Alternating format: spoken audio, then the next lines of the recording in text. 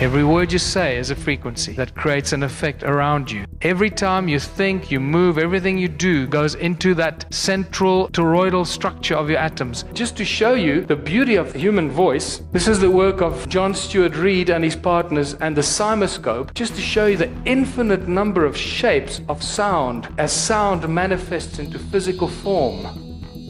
Every frequency has its own very specific shape. And there are an infinite number of these.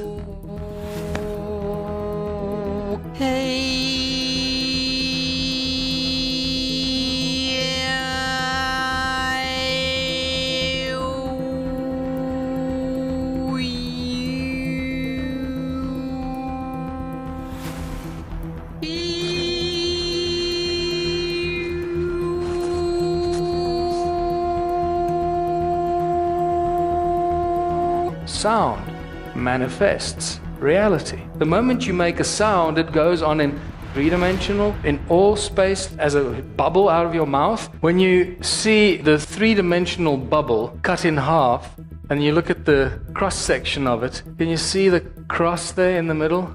And you start seeing the inspirations behind the crosses and the religious symbols that most specifically Christian denominated religions have. And when you drill deeper into some of these images, these cymatic patterns of sound, it becomes even more obvious what these guys knew, because you find this, a cross in a circle, and you realize that this cross in a circle, being the source of sound, was the inspiration for the symbols when they came up with them for the religious denominations, telling us that they actually understand cymatics, they understand source, they understand resonance, and they hid it in the symbols with which they then keep oppressing and enslaving the people. Even the medicine wheel in Native American culture is just a cross in a circle, telling us that sound heals. And they're absolutely right, sound does heal. Because if sound is a primary source of all things, well, we should be able to use sound for everything. And that's exactly what we're dealing with here. Sound levitates, it boils water, it creates light, it creates DNA, it heals, it destroys pathogens. It's the precursor to electromagnetism, and this is an important thing. Sound causes electromagnetic effect, not the other way around in the universe. And this is amazing, because when all of this starts falling into place, everything can be explained. We can truly start to understand everything about the atomic structure, from the smallest atoms to everything in creation, to the galaxies and the universes and the meta-universes, and how it all fits together. And we can also start to recognize when something has gone wrong. Because when we understand the harmonics and the resonance of it and how it should behave, we can see when it's gone wrong, and then we can do something to fix it. And that's exactly what vibrational medicine and vibrational healing is all about. So this guy, Peter Davies, he has been boiling water with sound since 1940. He died about 2 years ago, and he took his secret to his grave. And it's a great shame. The only reason he took his secret to his grave is because of money. He was waiting for someone to put money into his device so they could manufacture it, put it into production lines, and sell it to people around the world so he could make millions of dollars. And unfortunately, we are none the wiser, and we're all speculating how the hell this Spitfire pilot could boil water with sound, and thousands of scientists and millions of scientists around the world have not been able to replicate this. That still boggles my mind. And I've been talking about this guy now for 5 years, and nobody has gone out there, or scientists that's got access to laboratories, to all this stuff, they haven't gone out to try and replicate this. 92-year-old former Spitfire pilot Peter Davey claims his invention uses the power of sound to boil water. Yes, they're a bit baffled how it works. Nobody really knows how it works. And I don't understand what the problem is. This guy here, Luc Montagnier, in 2011, spontaneously created DNA with sound. He took one test tube, filled it with water and DNA, and he took another empty test tube with water. He submerged them into water, not too far from each other, and exposed it to 7 hertz. Interesting number, that's 7 hertz, isn't it? We get back to those 7 days of creation, right? 6 days of creation and sacred geometry. He exposed it to 7 hertz, and very shortly afterwards, DNA spontaneously manifested in the empty test tube. Sound manifests reality. It's fantastic. It's the same as when you put sand on a metal plate and you put a sound frequency through it, and you get these beautiful patterns that are created on the metal plate. Same thing, except this is in 3D, in a test tube, manifesting DNA. You know when you take a laser beam and a frog's egg, and you shine a laser beam through it and you shine it into a lizard's egg, the light picks up the DNA from the frog's egg and it deposits it in the lizard's egg, and the lizard's egg turns out to be a frog. The light picks up the frequencies and the energy from the DNA in the frog's egg and deposits it. So this is how we can start seeing how we can use sound and resonance and our knowledge of that to manipulate our own reality. Sound is free energy. This is really important for us to understand. Sound is free energy. It is the most abundant source of free energy in all of creation and on our planet. Because Mother Earth rings like a bell. And this is one of the most ignored statements that Nikola Tesla made. The Earth rings like a bell, and if you know how to tap into that sound frequency of the Earth, you'll forever have an insatiable source of energy that you can convert to any kind of other energy that you want, as long as you know how to do that. And this is what I believe he did. He tapped into the sound frequency of Mother Earth, and what he did with it up there is still out for discussion. That's what everyone's looking for. That radiant source of energy that goes through everything at infinite pace and doesn't kill you when you accidentally put your hand in there, because it's not dangerous, and yet it lights up everything we can imagine. So what does this all have to do with ancient civilizations? Everything, because they understood all of this stuff. They understood resonance, they understood sound and frequency, and they used it as a source of energy. Somehow these guys were using cone technology with magnets and cone there, and this is the technology they used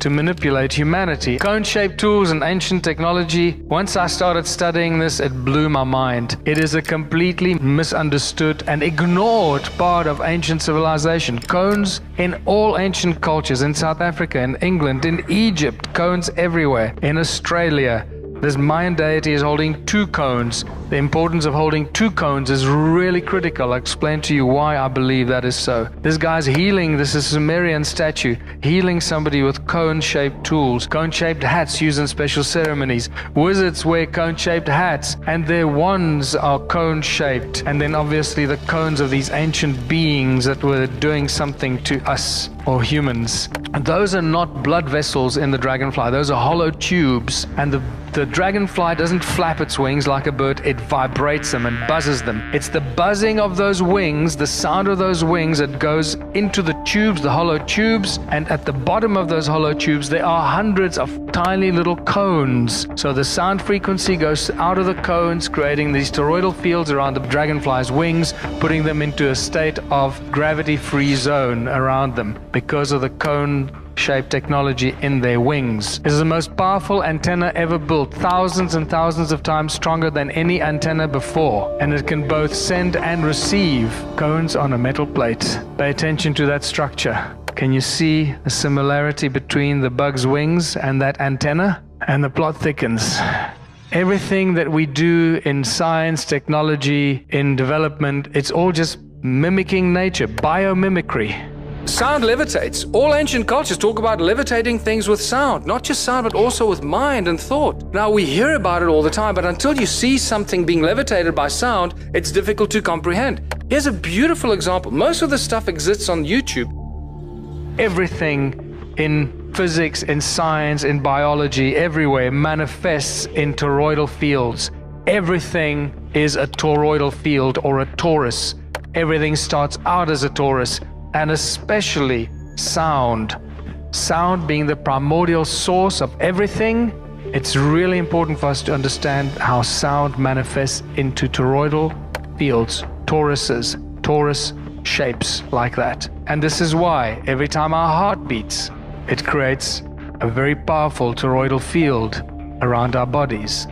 And because sound does not stand still and sound moves, that moving sound that creates a toroidal field around our body creates a magnetic field, and that moving magnetic field creates an electromagnetic field around our bodies, all because of our bloody beating hearts. And then you got to ask yourself, what makes your heart beat? And doctors have no answers for that. The toroidal shape of sound, we're now starting to understand how every sound, the letters of the alphabet, the vowels, and even the consonants all have toroidal shapes. Everything manifests in a toroidal field. You cannot get away from it. And then the toroidal field of sound becomes a scalar weapon and turns into scalar technology. And even color manifests in toroidal shapes and toroidal fields, toruses. Color, because every color has a frequency to it, and every frequency is a sound to it. Every light frequency has a sound frequency attached to it, and therefore it is also a torus.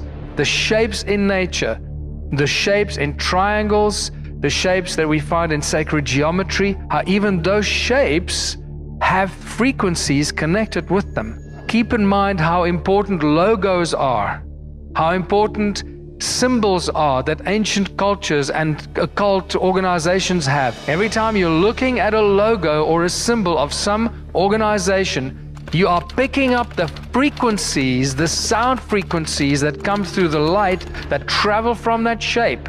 Do not think you're looking at something benign, that it has no effect on you. A shape or an image has as much effect on you as a sound frequency does. When you combine the sound with the image, this is why movies are so powerful, because now you got images and the sound entering your being.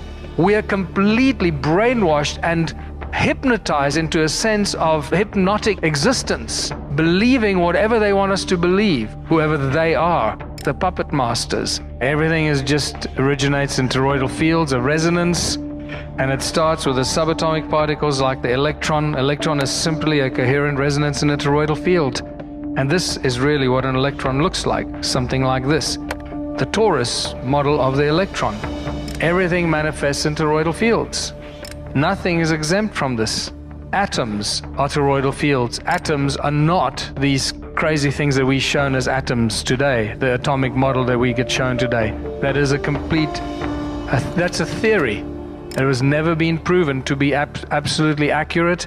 Here's a fascinating image of a molecular torus of the carbon monoxide, and you notice the similarity of this image, creating a toroidal field going into the center, compared to the magnetic field in a cone shaped, because it seems that magnetic fields naturally form in cone shapes, because again, a torus from the top and from the bottom, there's a cone that goes into the top and a cone that comes to the bottom, and where the two cones meet, actually creating a toroidal field. So the magnetic fields of a torus actually take on a cone shape. And here's an image, cross section of a magnetic cone. Can see the similarity. So toruses and cones are inextricable, becomes a very important thing for us to grasp. You cannot separate cone technology or cones and magnetic or toroidal fields. They're the same thing. That reminds us that the solar system is a toroidal field as well, and the galaxy is a torus. And so it goes from the electron, the atom, solar system, galaxy, the Earth. The perfectly balanced toroidal shape, or the balanced magnetic torus, looks like this. And once again, I think we've been fooled by being taught about positive and negative, because in the perfectly balanced magnetic field, there seems to be no positive and negative. It seems to be the same charge working in opposite direction, one coming from the top and the other one coming from the bottom. And this is really interesting, that needs to be discussed and investigated a lot more. So this is the torus spinning from the top down and from the bottom up in opposing directions, the same energetic field. And where they meet in the middle, where that bright dot is in the middle, that is what some people refer to as the 0 point, or as Nassim Haramein calls it, the vacuum. That's where you enter the infinite vacuum of the infinite density of creation. And we can thank Nassim for giving us the physics papers that show that the density of the vacuum is infinite. So, therein lies the important understanding how sound moves faster than the speed of light, because the resonance and the sound frequencies that get sucked into the torus, that's what they do. They suck it in and they also give it out. Actually, what the torus does, it pulsates all the time. It pulsates like this because it's moving. Sound moves, so it pulsates, goes in and out all the time. So there's stuff going in and there's stuff coming out.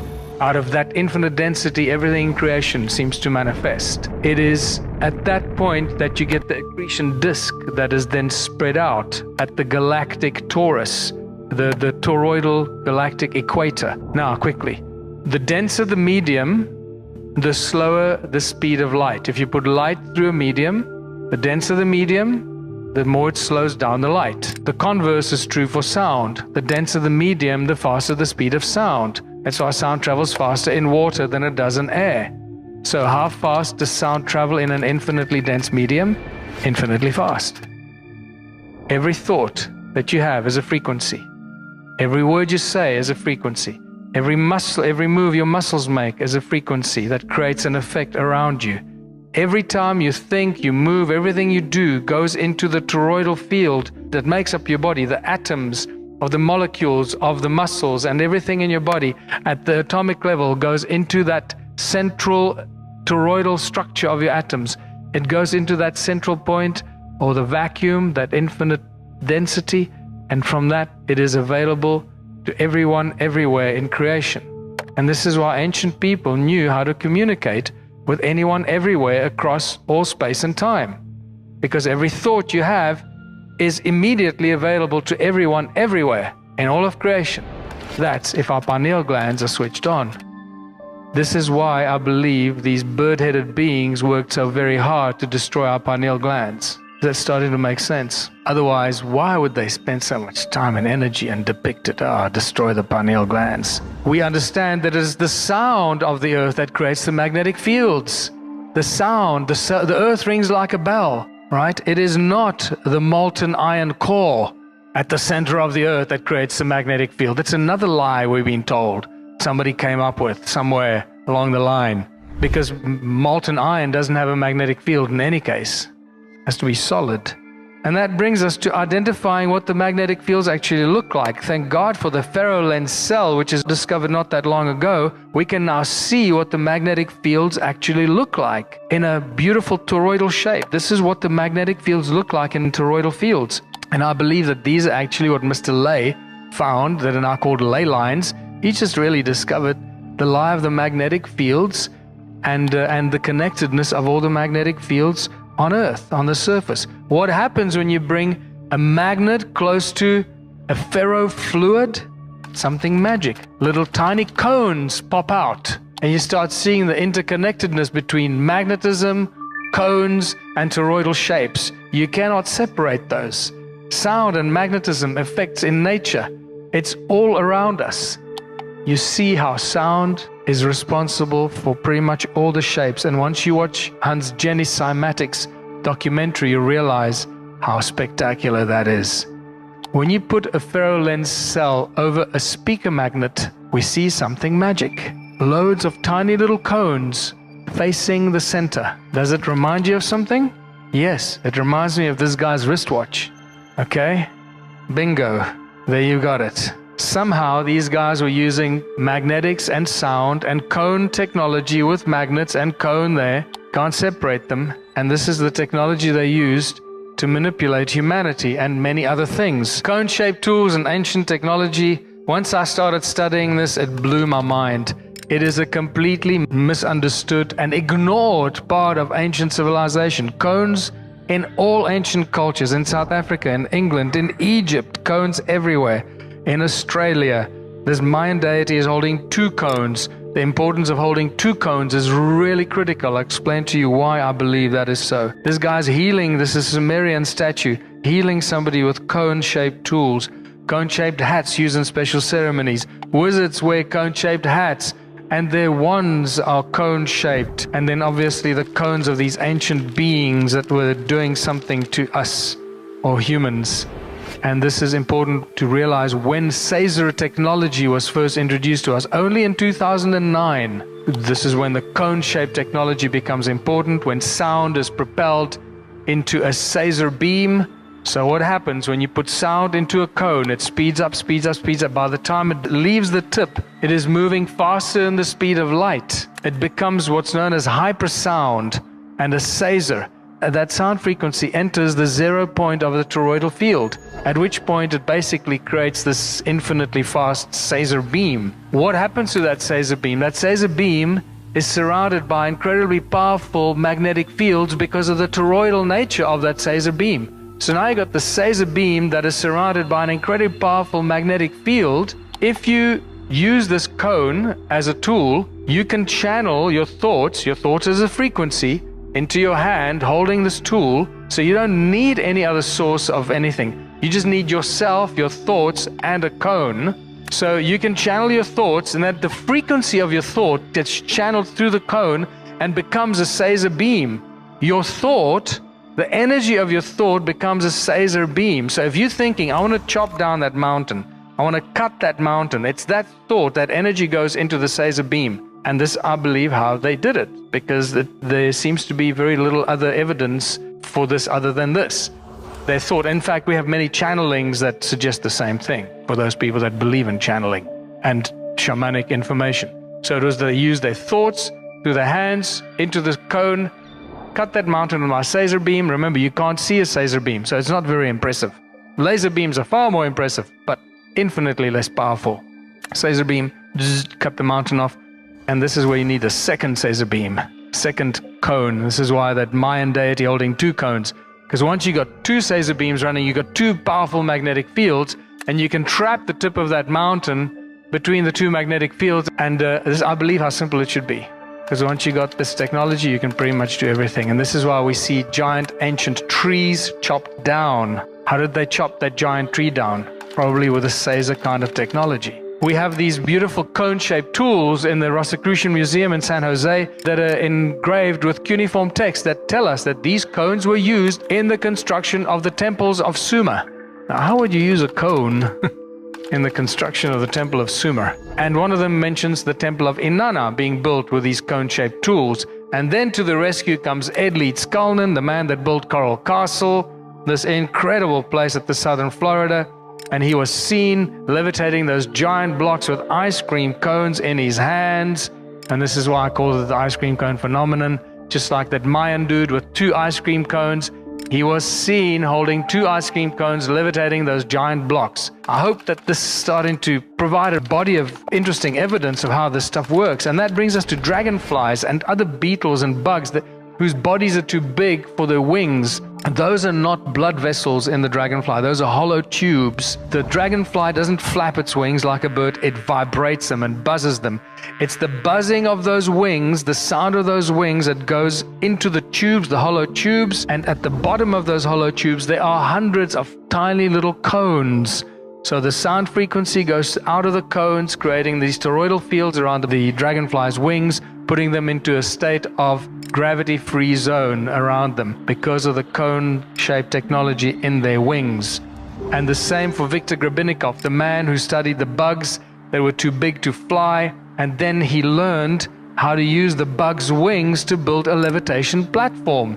He wrote a whole book about this. He built this levitation platform. Unless people know this technology, they think he's a crank. He's just talking rubbish. Well, I believe he's actually telling us exactly what's going on here. It looks like he had a motorbike handle on that device and just cranked up the frequency. And at some frequency, that sound through the bug's wings would have created that toroidal field around his little levitation device. He said that he moved faster than the speed of sound on that levitation platform. And because you've got this balanced toroidal field around you that he somehow managed to create, it wasn't dangerous. Then he started studying the bug's wings, and look at the image on the left here. Pay attention, very close attention to that structure there. And then we get back to the Taurus stones that emit powerful sound and frequencies. We've measured sound energies coming out of the Taurus stones, very, very powerful frequencies. Some of them give us up to 3,400 decibels of sound. That's very, very powerful stuff. Very high frequencies. You can't hear it, but it affects your body. Also, what I've been noticing is that these Taurus stones can act as intentional tools. If you put your intention into it, it amplifies your thoughts, amplifies your intentions, these Taurus stones. So they could be very good or very dangerous. And basically, like we said, it's scalar technology, scalar vortex, Taurus effect. As it goes in, it goes into that infinite vacuum, the density of the vacuum, and then creates a bigger torus around it. And this happens simultaneously because of that infinite density of that vacuum, that 0 point.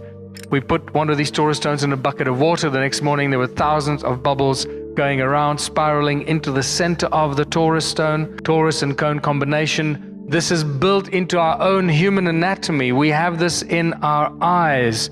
We have rods and cones in our retina. So at the back of our eyes we have like this laser dish that's catching all the light and the frequencies coming through our eyes from the front, and the cones are facing backwards in the retina and shooting, turning the sound and the frequencies of the light, turning it into laser beams, shooting it through the optic nerve into the pineal gland. Isn't that remarkable? That our retinas are like satellite dishes, amplifying the light and the sound frequencies and sending it to our pineal gland. Oh my goodness. And what's at the front of our eyes? At the front of our eyes, we have not cones, but torises. We have beautiful torises at both our eyes. Our irises are little tiny torises with a lens in the middle that focuses the light and the sound coming through that with the light. This is just spectacular. This torus-cone combination is all over in our own anatomy, and this is why we should be able to do this, all of us, and so much more. In 2017, November, the Saab Award, which is a big deal military award, Saab Science Award, was won by this guy called Henrik Holter for developing a new antenna. It's called the phase ray antenna. It's a plate with a bunch of cones on it. Here's a close-up of it. It is the most powerful antenna ever built, thousands and thousands of times stronger than any antenna before, and it can both send and receive cones on a metal plate. Pay attention to that structure. Can you see the similarity between the bug's wings and that antenna? And the plot thickens.